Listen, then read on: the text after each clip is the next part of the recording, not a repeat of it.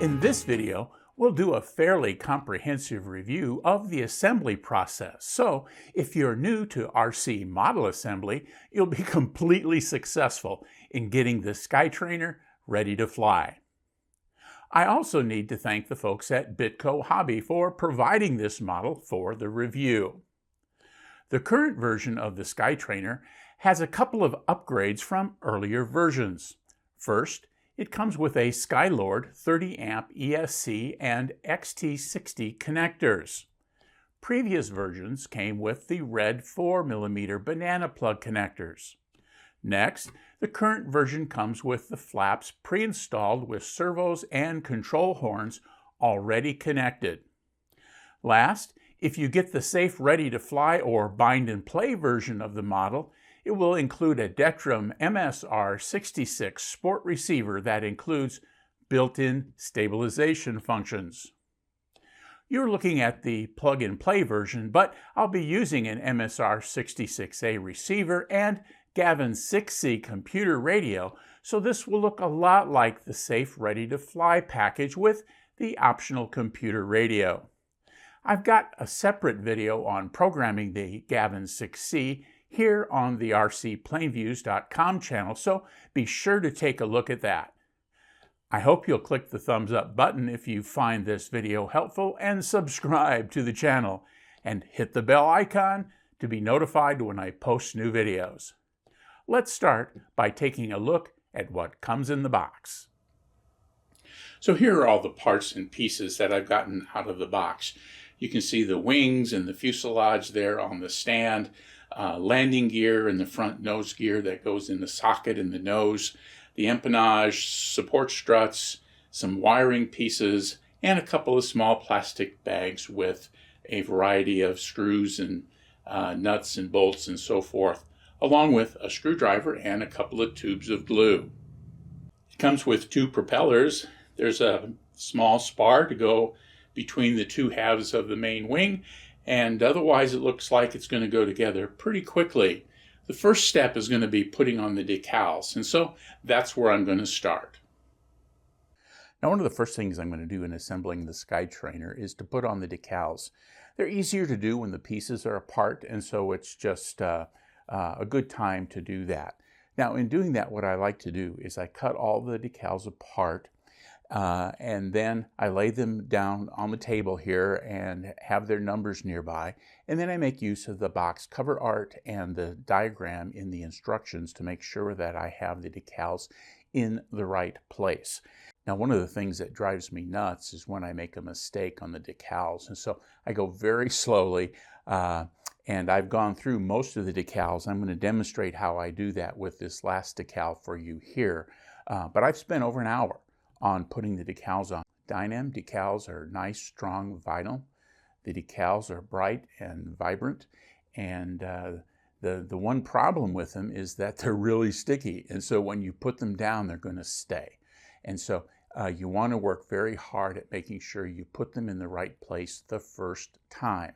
If you try to pull them up, the chances are high that you're going to damage the nice smooth surface of the foam. So again, took nearly an hour to work through all of these decals, and let me show you how I did that.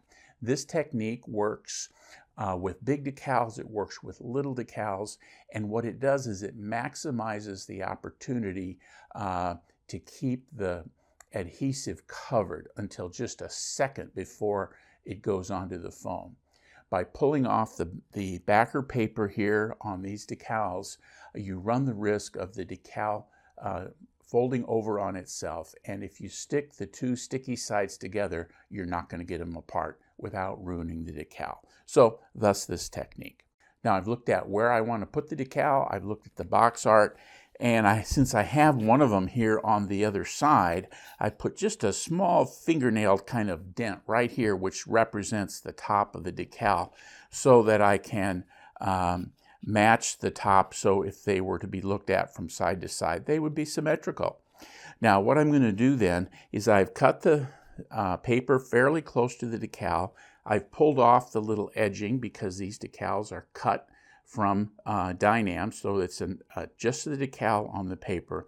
And the first thing I'm going to do then is pull back this backer paper only about a ½ inch or so. So let me get that done here. Got a hold of the decal. I've pulled it back a little bit. You can see how easy it is for these to flip. And if they flip onto itself, bad things happen. So let me get my scissors. And I'm going to cut off, a ½ to a ¼ inch of the decal. So I've got that adhesive open right now. So I'm going to maneuver that adhesive close to where I need that to be symmetric. I'm going to watch the other end so I get that where I need it to be, so I have the angle right.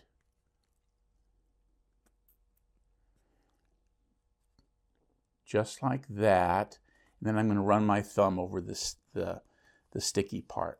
And now at this point, this is where I can keep the decal coming off the paper, and I just roll it off, and that way the adhesive is really never exposed to anything except the foam as it goes down. I can do this on big decals and I can do it on little decals. And then I'm going to rub my fingers over it to get a nice smooth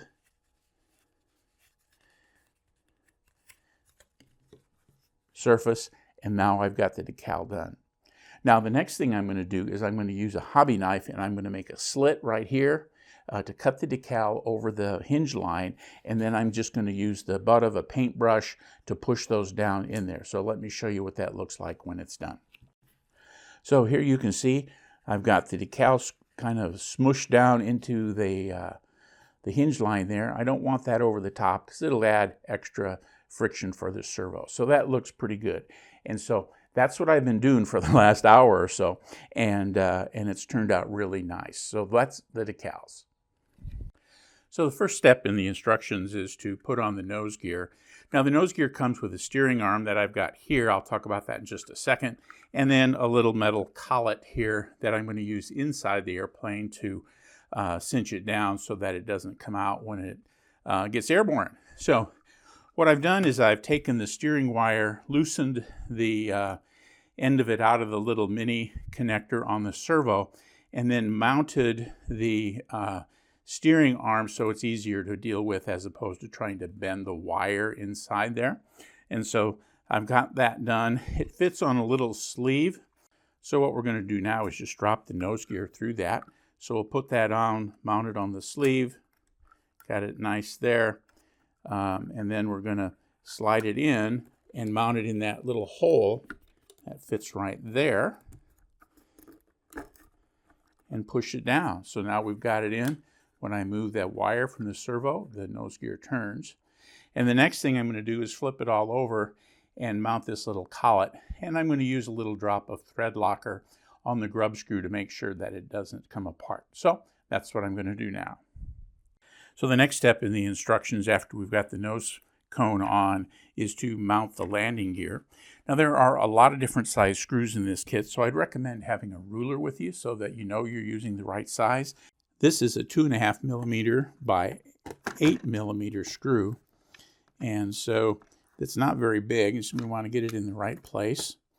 Got it right there using the screwdriver that comes with the kit. Got that nice and snug.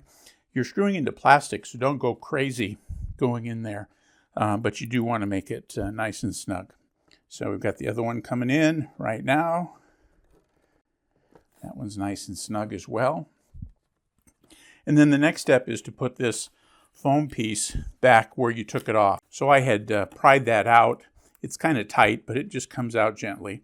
And then it's got some double stick tape on the back, which I'm going to use to stick it to the landing gear. And that'll complete the nice smooth look here on the bottom of the airplane. Now because this is curving right here, there's a front and a back to that. So make sure you've got the front forward, and when you do, it fits nice and snug. So in this particular model, the rudder and the elevator control horns are not mounted. And as you can see, they're just kind of little spiked items that are going to push into the foam. So we're going to use a little bit of glue when we put those down. But before we do, we're going to use these little mini connectors. And these are really handy for making adjustments to your flight controls because they have a little screw on them instead of a Z-bend. And so with this one, I'm going to just unscrew it. This one goes into the rudder. I've already fitted to make sure I have it going the right direction. And so the connector is going to come in from the bottom, like that. I'm going to use this really tiny screw with my big fat fingers and screw that down. So I've got that screwed down, and I want it to be able to move. Because as the control rod moves, as the elevator or the rudder moves, this needs to move. And so it needs to be a little loose. So with that in mind, I don't want it backing out, so I'm going to put just a drop of thread locker there on the top of that so that it can stay loose and at the same time not come off. So here is the rudder. This is the side that it's going to go on.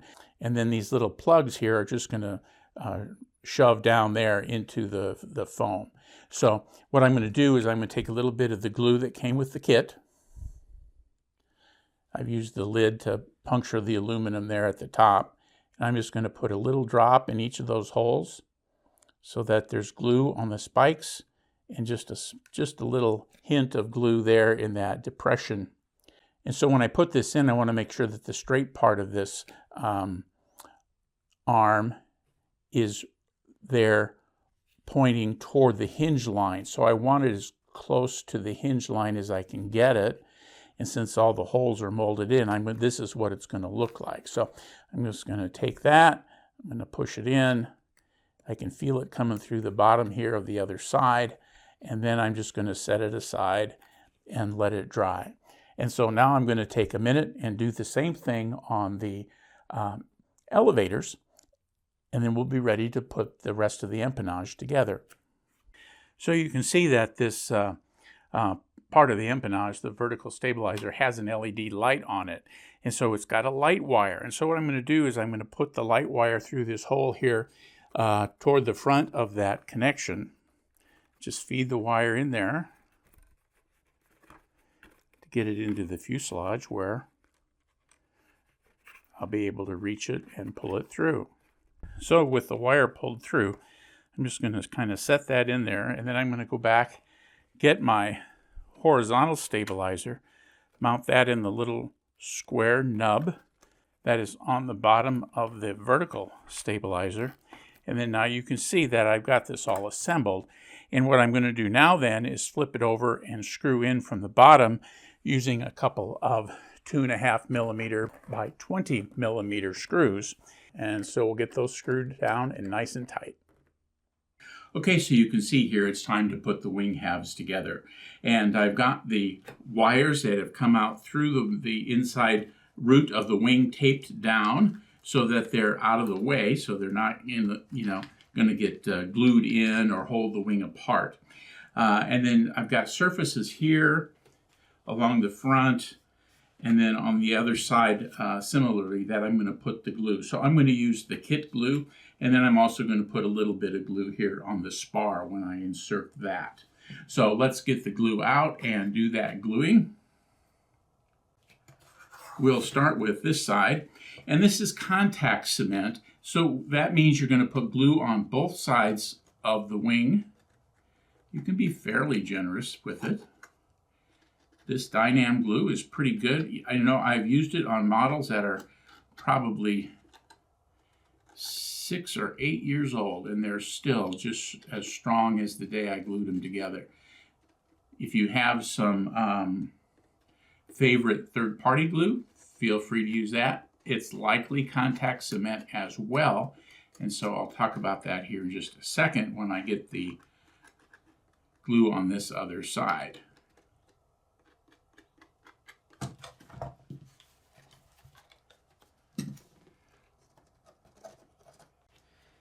In my little little sorting bin there. And then what I'm going to do is put these two together like this. Notice I haven't put the spar in, I know, don't worry. But what I want to do is put this together and make sure I've got a nice mixed surface, and then pull it apart, and hopefully you can see some of the strings of glue between those two coming out. And that means I've got this thing set up the way I want it to be. So now I'm going to put just a little bit of glue here on this spar.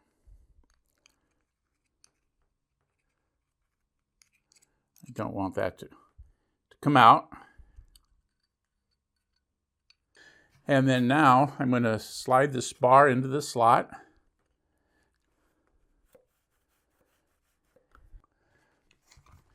And then I'm going to slide it into the other side. Wiggle it around a little bit. And then now, since this glue is contact cement and it's been sitting for about, maybe 2 minutes, it's gotten tacky. So at this point, I want to push these wings together quickly and firmly, because when I get it together, because it's contact cement, it's going to stick.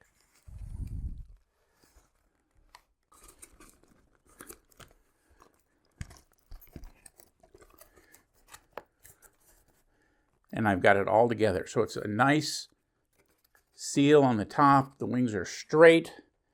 And then on the inside here, these are nice and tight. And so I'm just going to let it cure for a while. So here's what the wiring looks like inside the airplane after I've got it all connected. I bound the receiver to the transmitter, programmed the radio for the majority of the functions here for the airplane, and then I wired it all up.